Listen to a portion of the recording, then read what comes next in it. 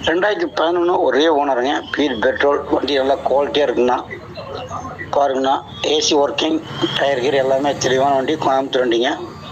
ஒரு 1.75 கிடைக்கும்ண்ணா. ஐடியானா கால் பண்ணுங்கண்ணா.